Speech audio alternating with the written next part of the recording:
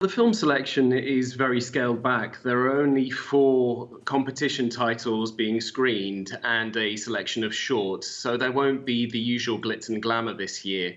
It's just the festival, after seeing that Venice and San Sebastian have managed to host a successful film festival this fall, they seem to be getting in on the action, and it feels a little bit like a last-ditch attempt on Cannes' behalf at making sure that 2020 isn't a Cannes-free year. But why bother? I mean, not to sound so pessimistic, but Cannes is known for the opulence, getting on board yachts, people sipping champagne. If you can't do that, and we have been through a pandemic, why do you think that the organisers are still putting on this show? I think it's a question. I mean, the event with the Cannes City Council, and I think this coincides with the statement made by the French Culture Minister, Roselyne Bachelot, who recently announced that 30 million euros had been earmarked to aid the film industry.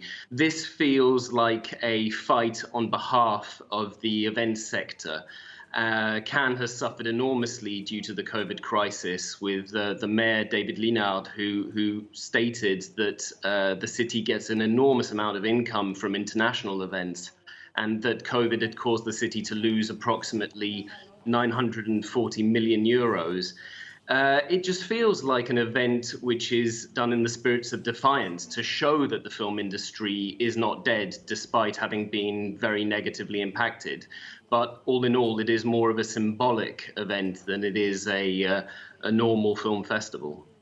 Now, from the negative impacts, and I'm going to be a little bit more positive now, what do you think are the highlights of the films that are on show? What do you think I should tune in for? Well, there are only 4. The event opens with Emmanuel Courcol's Un Triomphe, the big hit. But the main film this year is the debut film by Georgian director Dea Kulumbegashvili, a film called The Beginning. It won several awards at the San Sebastian Film Festival this year, including Best Film, Best Director, Best Actress, and Best Screenplay. So this film, Beginning, is definitely one to look out for.